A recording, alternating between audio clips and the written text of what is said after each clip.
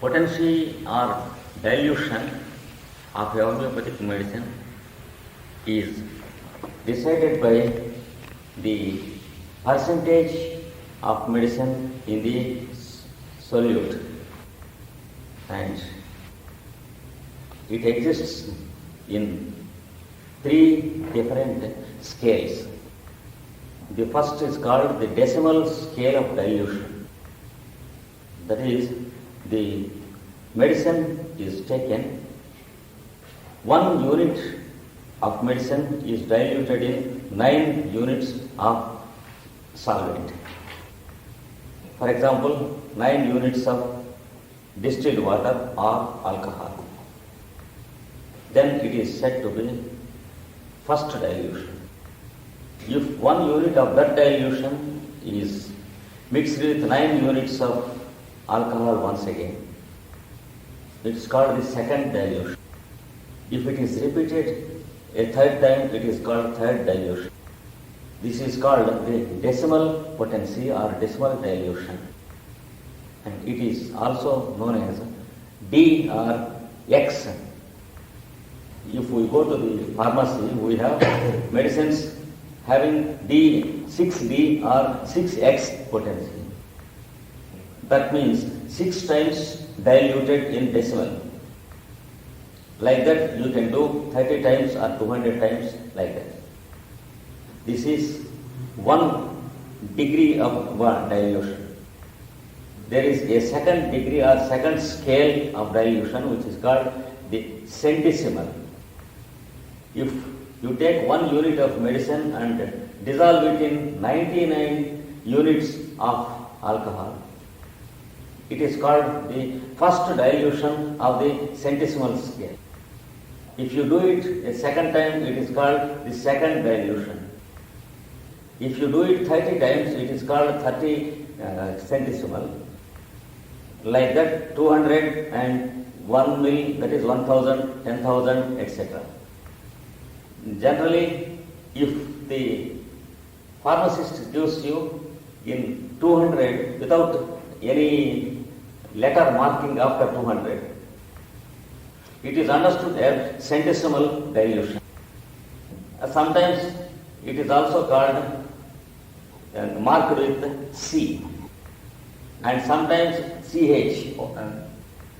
That is centesimal Hahnemannian scale of dilution. And there is a third type of centesimal dilution which is different from this. One Mr. Kwasakaro, he began to dilute in the war field for military people. He also diluted in the centesimal scale, but since bottles were not freely available in the war field, he made a little alteration in the centesimal dilution. He established his own way of doing it. It is called 30K, 200K, 1 mil K, etc. K means Kwasakov dilution. There is another scale of dilution, the millisimal dilution. If you take 1 unit of medicine and dilute in 999 units of alcohol, then it is called the first dilution in the millisimal scale. Like that, you can do it 30 or 200 or 1000, any number of times, and use it under the name millisimal dilutions. Generally, these three are the type of dilutions that are available in homeopathy. The founder of homeopathy, Dr. Samuel Hahnemann, has given the first 2 dilutions and their uses. And in his last days, he discovered the millisimal potency also and gave it, but he had no time to give the use of the millisimal potencies. Now, some doctors are using the millisimal potencies also. The type of potency is useful in certain type of diseases. For example, the decimal potencies are useful when the disease is on the nervous and the physical planes. And also when the patient is very weak and not able to stand the action of the higher dilutions. And the centesimal potencies are the most often used potencies among homeopathic medicines. Generally, for diseases of nervous system and mental diseases, and also what are called the chronic and the so-called incurable diseases, it is the centesimal dilutions that are often used in higher potencies. And the general rule to use a potency is that we should use the lower potencies when the disease is on the physical plane. Suppose there are diseases like cholera and dangerous disease without having anything on the mental plane, and they are highly dangerous, and the patient should be saved within hours, otherwise he may die within 2 or 3 hours sometimes. And also in cases of food poisoning, animal poisoning and insect poisoning, in such cases very low dilutions should be used. For example, mother tincture or 2 dilution or 3 or 4 or 6 in centesimal. And more frequently medicine should be used, and more number of doses should be used before the patient recovers. And when the patient begins to recover, we should stop repeating the dose. So the rule is that if a disease is very strong only on the physical plane, you should not use the higher dilutions. You should use only the lower dilutions.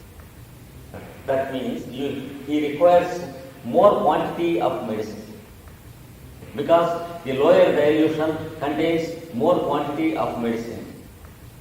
And as the dilution increases, the quantity of medicine is less and less. And when the disease is of a deeper nature, the patient requires dilutions like 30 C and 200 C. And even then, the medicine should not be repeated in many doses. With the first dose, the patient begins to get better if the medicine given is a correct one. Then we should stop repeating the medicine and repeat only when the patient has a recurrence of the sufferings. We should do it until the patient completely is cured. But sometimes when the disease is still deeper, the 30th potency and lower potencies, they will work for some time and then they fail to work. Then you have to go to the higher next potency and use it until it fails to act. Even then, you should not repeat if the patient is getting better. Like that, you can go to the next and next higher potencies until the patient is completely cured without any recurrence of his disease. So the general rule is, if the disease is on the physical body, we use the lower dilutions or higher quantity of medicine and more number of doses in more frequent repetition. And if the disease is of a deeper nature, we go to the higher potency. If the disease belongs to the senses and the mind, that is, for example, troubles of eyesight or hearing, etc., or on the mental plane, for example, irritability, anger, fear, depressions, nervousness, etc., we go to the higher dilutions like 1000. Then if the patient has purely mental diseases like insanity, then we have to go to still higher potencies, that is 10,000 and 50,000 potencies. This is how the potencies should be used. And no potency is dangerous when it is required. And if the repetition is too much and we do unnecessarily, it is dangerous. And if the lower potency is required, we should not use higher potency directly. Then it fails to cure. And the doctor is, the doctor misunderstands that it is not the medicine. And then he changes the medicine and creates complications.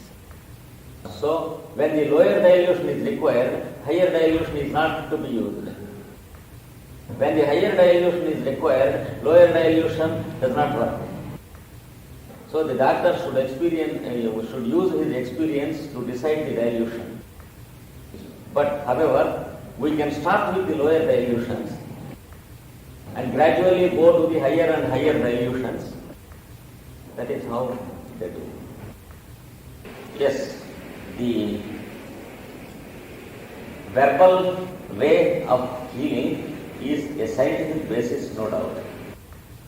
The power of the subject which we introduce in conversation has everything to do with healing. And also the sound the healer uses while conducting conversations with the patient is also very useful.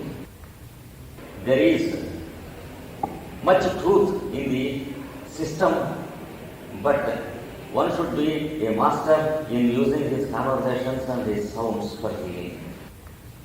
He should be a specially trained master, and then much benefit may be derived.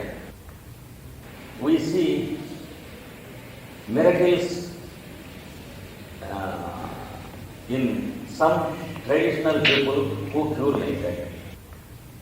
For example, there are families in India who cure like this through generations. And things like cobra bite and very dangerous scorpion bite are cured through this system most successfully in India. And in those who can do it, the subject has been mastered to such a degree that they do it through transference of persons also. For example, if a person has cobra bite and he is unconscious, if one telephones to the healer induces the person who is telephoning and asks him to go and shout in the ear of the person who is unconscious, and he suggests a few sounds to shout in the ear. And within half a minute or 1 minute, the patient wakes up and he is saved. This is our common experience among certain healers in India. And the same thing can be done to mental patients and nervous patients also. Among certain spiritual masters, they are able to induce God consciousness in the disciples within a few minutes sometimes. And sometimes there are people who heal even diseases on the physical plane within a few weeks with this power. My father was a great spiritual healer, and he healed cases of leprosy within 12 weeks or 15 weeks by conducting conversations with the patients. So it is a very good method, but it requires a proper training, and when they undergo training according to their past masters of healing, and if the healer also cares to be a spiritualist, cares to gain mastery over meditation and yoga, then only true cures can be done. But in the Occident, it is just in the beginning and experiments are being made now. But many people are trying to do it without a mastery over the subject. But that is inevitable in the early days of the introducing of any subject. And in course of time, it gains a scientific accuracy and efficiency. And there will be past masters in that dimension also. And my experience teaches me that there is much truth in the method of healing. The law of karma is always infallible and works with everyone in all planes of existence. No one is an exception to the law of karma. But karma exists in many levels. In people who have crossed a certain degree of ethical standards and who have attained a certain degree of selflessness and who have no personal karma of their own. They begin to represent sometimes the karma of the race or the nation. And sometimes they represent the karma of this planet Earth as a whole. Because they are very happy to take up the unfortunate karma of the whole planet. And the reaction of such an attitude will be on their physical body. Because there is nothing else in them. If there is some psychological impurity, then they can receive on the psychological plane. But since great masters like Jesus and Mahatma Gandhi, they have nothing left on their psychological plane as their own karma. And what is left to receive the reaction is only the physical vehicle. So it receives the reaction, and they are never bothered about it, because the physical body is no loss when it goes away, and it is bound to go any day, and in the eyes of such people it is of no importance. In fact, they believe that they have gained much by losing a body. That is a fact, because they have gained much to the humanity of this planet by losing only a single body. That is their attitude, and that is the truth of karma with them. It is no doubt every action has its own result, and nobody can deny it. And when we kill mosquitoes, it has its own effect upon us. But it belongs rather to collective karma than individual karma, because present humanity in the 20th century has done many horrible things against little beings like insects. Because man tried to clear off the other insects by making a genocide of a certain species. For example, in some countries, they have extinguished animals like tigers and lions. And in certain countries, they have extinguished scorpions and snakes. And in some areas of China, they have extinguished sparrows. So, this is a horrible collective karma which has horrible consequences upon the humanity. And the whole humanity suffers with new types of bacteria and things like mosquitoes and insects. And in such matters, the individuals are not at fault, because this is a time which marks big changes in the fate of humanity. Generally, things will not be like this. But under normal conditions that are not like our century,